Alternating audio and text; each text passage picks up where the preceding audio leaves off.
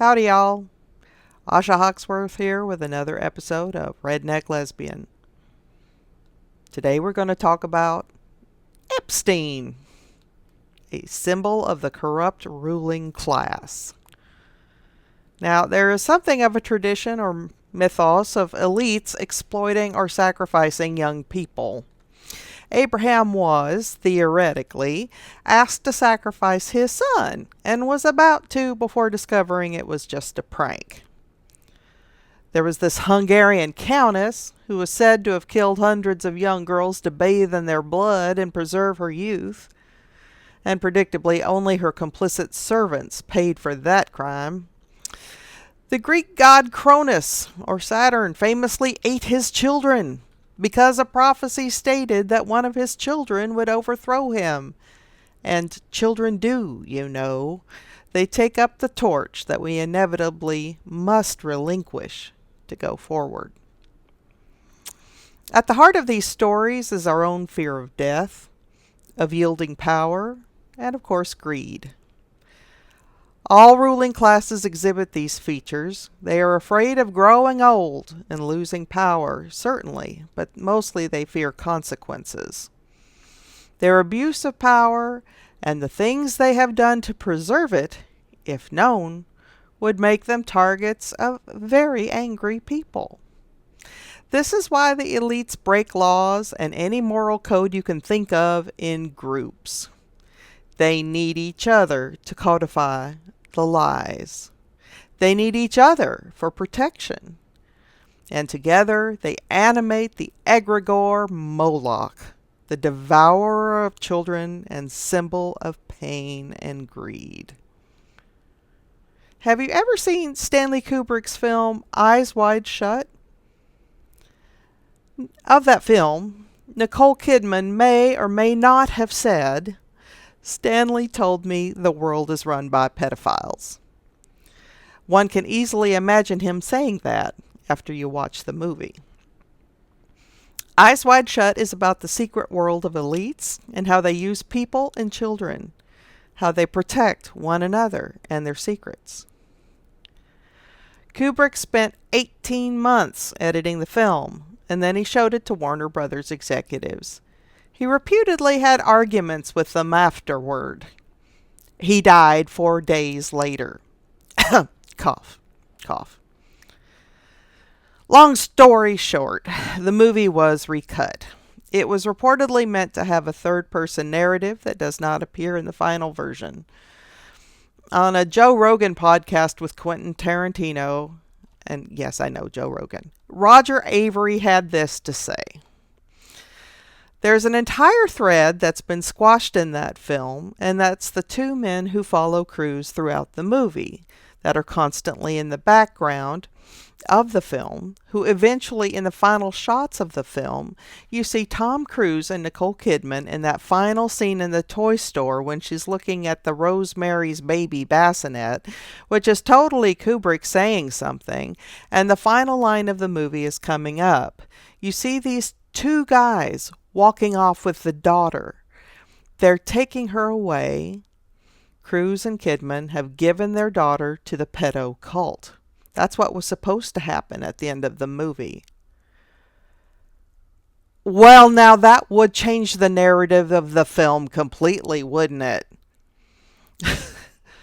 If you want to dive more deeply, I will recommend a series of videos by Jacob DeSio on YouTube about his letter theory, and I'll put links for it in the notes here for the podcast. Eyes Wide Shut came out in 1999, and whatever Kubrick's intent was, it reflects a persistent cultural suspicion that elite spaces operate by different moral rules. And this was before Epstein became an item of interest for the FBI. Now, how do elite societies come about? Well, the richest people in a society, by definition, have resources and power. Billionaires are so powerful today that they are more powerful than the world's strongest governments. They are a power unto themselves. They can buy any government. They can buy private planes and boats and islands And right now, a number of billionaires are vocally done with democracy and just want to do as they please and fuck the rest of us. Having that kind of power breaks human brains. Research has shown a clear link between wealth and unethical behavior. Generally speaking, wealthy upper-class people tend to be more likely to be self-interested and to cheat and steal.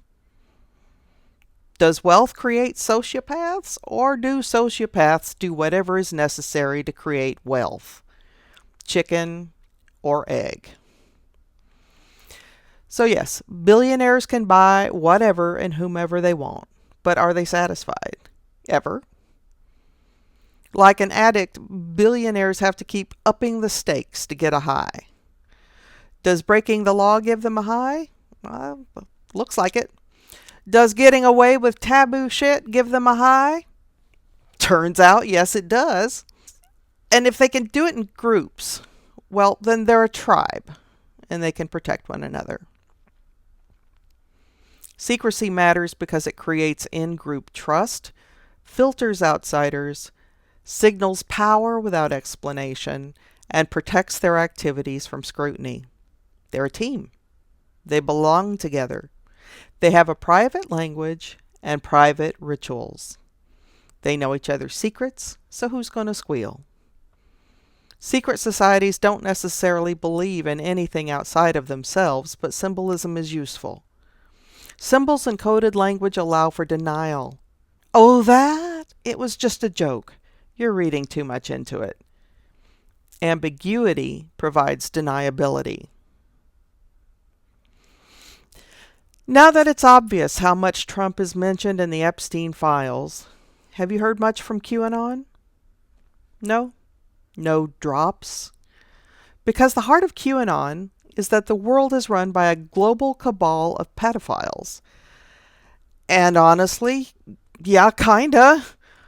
That's why it resonated with a number of people. But it wasn't Hillary Clinton. It wasn't at that pizza place in Washington, D.C.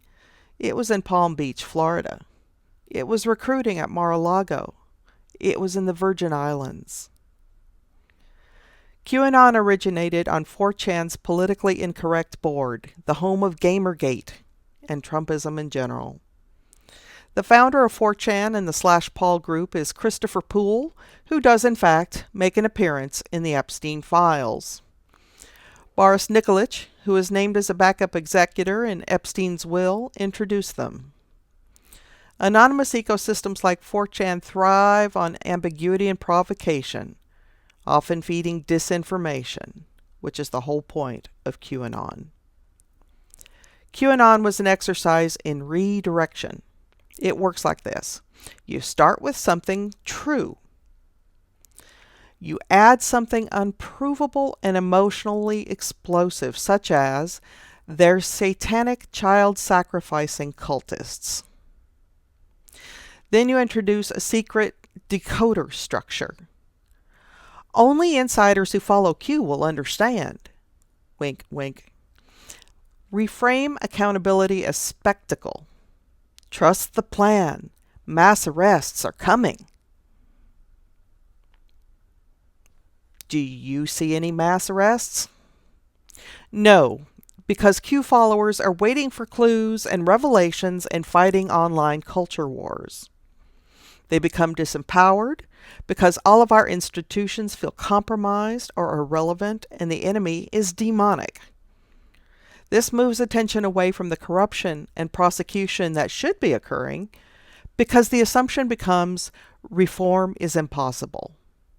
The resulting paralysis protects the abusers. Epstein's ring is just one pedo ring that we know of. You can be sure that Epstein wasn't the only pedo peddler on Earth. Epstein was prosecuted, but the broader systems that enabled him remain largely intact. There are other pedo rings and activities all around us. Let's look at Christian churches. Approximately 10,000 Catholic clergymen have been accused of sexual abuse of minors from 1950 onward. The Catholic Church has systematically covered up these crimes, making them a pretty consequential pedo ring. For Protestants and evangelicals, it's harder to get concrete numbers because there is no single governing body keeping records. But a 2019 Houston Chronicle investigation identified more than 380 church leaders and volunteers in the Southern Baptist Church alone who were accused or convicted over a 20-year period. According to notinourchurch.com, you are more likely to be abused by someone in the church than your congregation is being involved in a shooting. 80.1% of offenders were employed in an official capacity within the church, and more than a third of those were pastors. A large number of high-profile preachers who speak against feminism and trend towards Gilead have in fact been caught abusing children. Here's a very short list. Robert Morris of the Gateway Church. Bill Gothard, founder of the Institute in Basic Life Principles. Tony Alamo of the Tony Alamo Christian Foundation. Bob Coy, founder of Calvary Chapel in Fort Lauderdale. Fred Phelps, that Westboro church guy. Dave Reynolds of Cornerstone Bible Fellowship in Arkansas. Jimmy Swaggart, televangelist. Mike Hintz of First Assembly of God in Des Moines.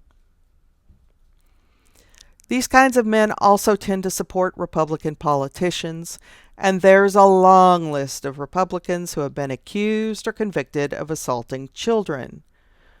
But abuse crosses political lines. There's also a long list of Democrats who have abused children. What unites perpetrators is not ideology, but insulation from consequences.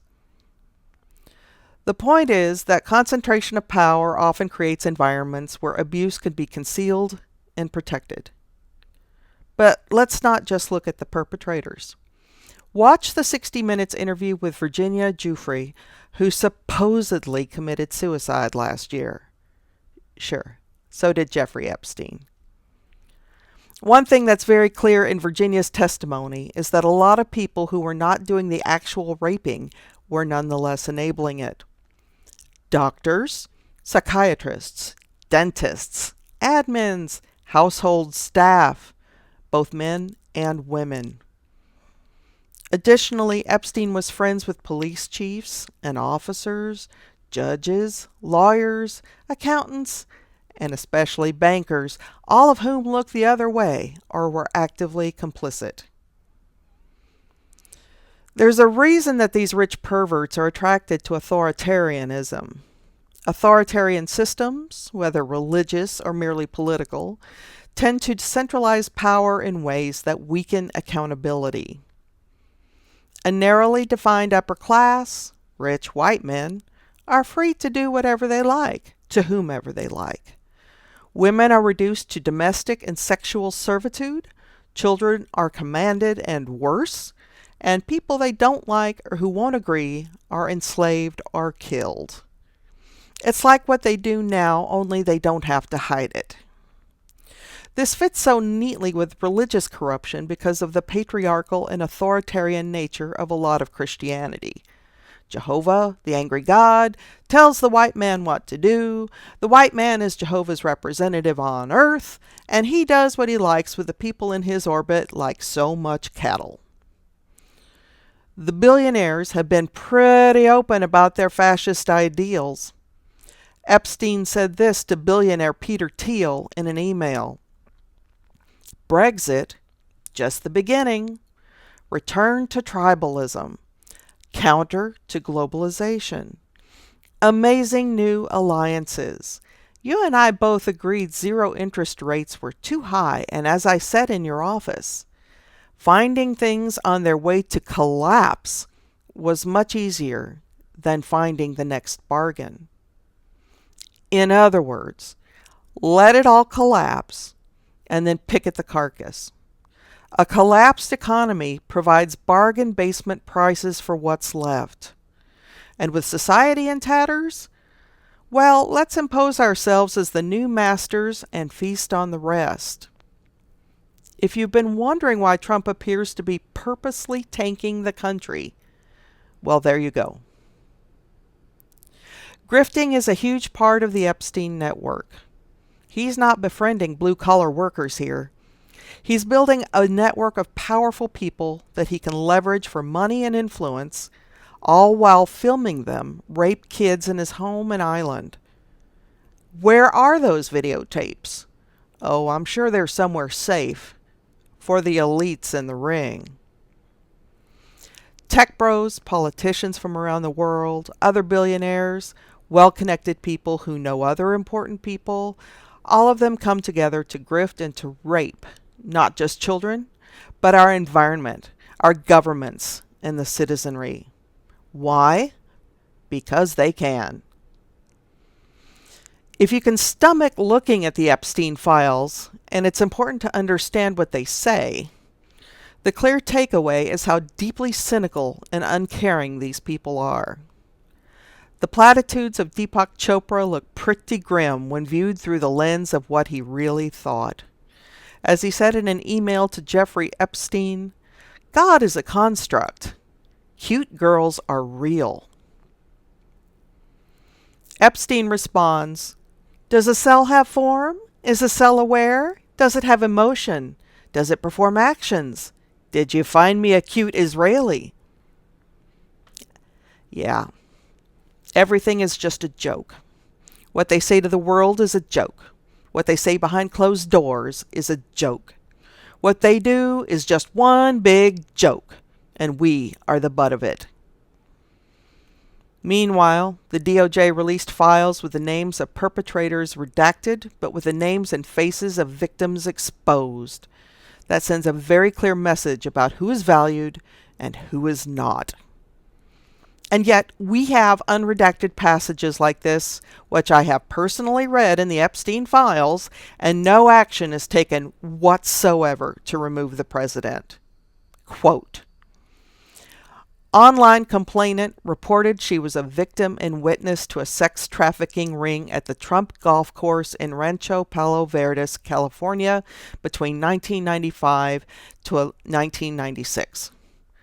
Complainant reported Ghislaine Maxwell as the madam and broker for sex parties, clients of whom included Epstein, Robin Leach, and Donald Trump. Complainant reported participating in orgies and that some girls went missing, rumored to have been murdered and buried at the facility. Complainant reported being threatened by Trump's then head of security that if she ever talked of what went on there or who she saw, she would end up as fertilizer for the back 9 holes like the other cunts. End quote. Yesterday, our Attorney General wouldn't even turn around to face Epstein survivors. Journalist Carol Cadwalader recently posted this on her Substack. Jeffrey Epstein's world is our world. That's what we can't face. This culture, our culture, is a pedophiliac culture where sexual desire for children is not just protected, it's algorithmically amplified, it's monetized, it's fed into LLMs. It's the present and future and the prevailing political system of power. It includes the head of what we used to call the free world, but we might as well rename Jeff's world. I've spent all week not writing about the huge geopolitical revelations in the files because I realized I had to write this first. We must defeat these sociopaths, and doing so will probably destroy the existing structures. To be honest, they're mostly destroyed anyway. So fine. Let's have a do-over. Let us replace authoritarian patriarchy with a society built around care, accountability, and shared power, where women and caregivers are structurally centered. What might that look like? Well, let's start by replacing male authority with accountable authority. That would mean rotating leadership with term limits. Basically, not allowing leaders to become entrenched in self-serving power. These leaders would need independent oversight by people who have the power to investigate and remove them. And we would need mandatory transparency. Everything on the record, especially conflicts of interest. To protect our children, we can implement some basic rules in religious settings, schools, and youth organizations. A 2-adult rule and open-door policies would prevent isolated settings with 1 adult and 1 child, without sacred authority exceptions for pastors. Make external reporting mandatory in all settings. No more internal church discipline solutions that hide the predators. Review boards should be led by survivors to set safety policy. Children should be taught about consent and boundaries early as appropriate to their age. They need to understand that authority and goodness are not the same thing, and how they can safely report their concerns. Emotional understanding and regulation should be taught as well. And adults need to know how to spot grooming, coercion, and manipulation, and report it. To create a life-affirming society, we should put care work at the center of the economy. Everyone gets paid family and medical leave. Everyone gets universal child care, and child care workers receive a living wage.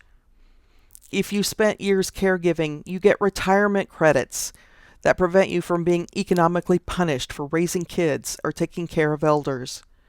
And last but not least, universal health care with living wages for everyone in that sector. EMTs make about $37,000 a year, which is insane.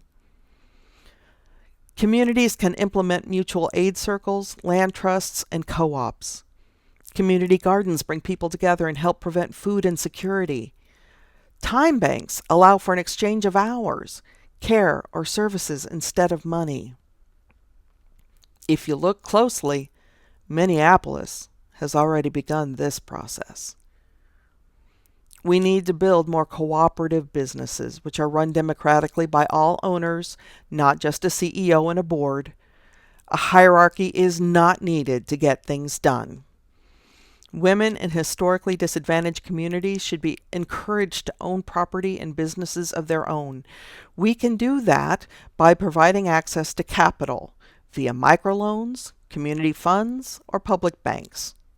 Speaking of public banks, it's a lot better to have a bank that is owned by the community than by a handful of rich white men.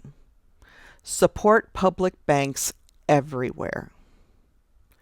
In short, we need to change our perspective from one that only cares about your economic worth to one that cares about you as a citizen and neighbor. We need to ditch the society that considers youth, the elderly, the sick, and disabled to be useless because they can't hold a traditional job and make money for the man. There is no such thing as a disposable person, and we need to place that value at the center of all we do. People are more important than money, business, profits, or expediency. This is the kind of system we all want, but can't seem to get because it goes entirely against the corrupt elite's interests. They need a broken system they can rig for themselves. And that's what we have today, and what the current politicians support of either party. It is time for big change with a capital B and a capital C, my friends. And that's on us, the 99%. We need a movement of our own.